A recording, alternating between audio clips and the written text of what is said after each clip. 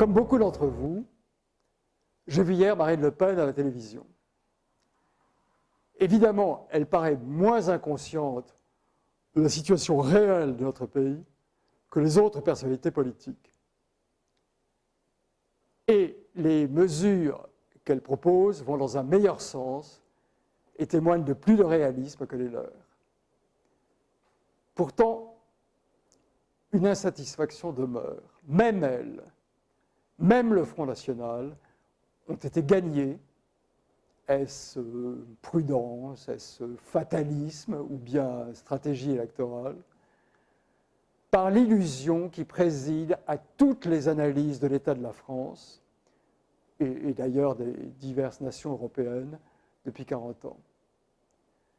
Ainsi, Marine Le Pen parle de terrorisme. Très bien. Mais le terrorisme, mais Daesh, mais le djihad lui-même, dans la mesure où il ne serait qu'une somme d'emballements individuels, de radicalisation, selon le terme consacré, ne sont que des symptômes, des indices, des manifestations visibles de l'énorme mouvement sourd qui bouleverse nos sociétés et notre continent tout entier, à savoir le changement de peuple et donc, l'un entraînant l'autre, le changement de civilisation. Marine Le Pen, à l'instar de Florian Philippot, s'obstine à parler des Français, comme si ce terme, hélas, avait encore un sens indubitable, reconnaissable par tous.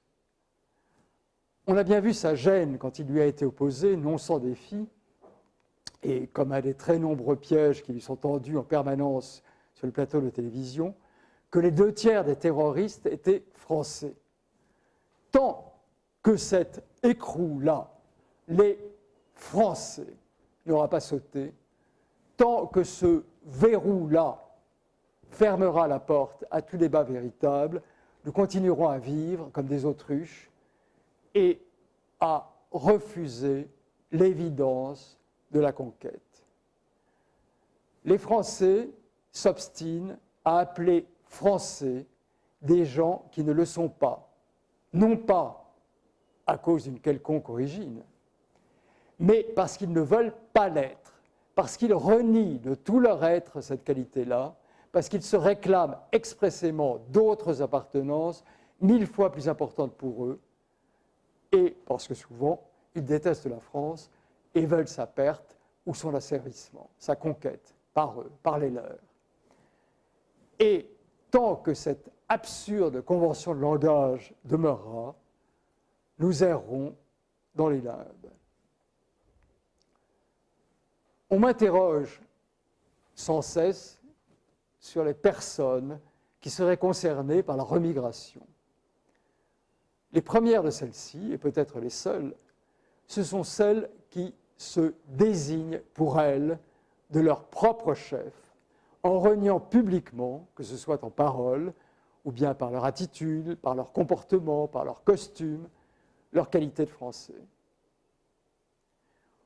On veut emprisonner les candidats djihadistes, ou du moins les empêcher de sortir du territoire.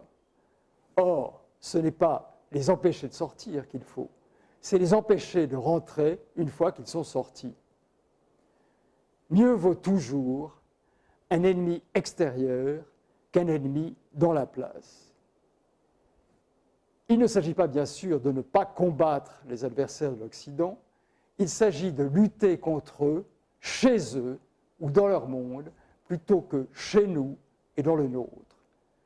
Chez les Français ou prétendus tels, le djihad, éventuellement complété par le regroupement familial pour les fratries qui le soutiendraient, c'est l'amorçage de pompe de la remigration. La première, la plus évidente et la plus légitime de ces formes.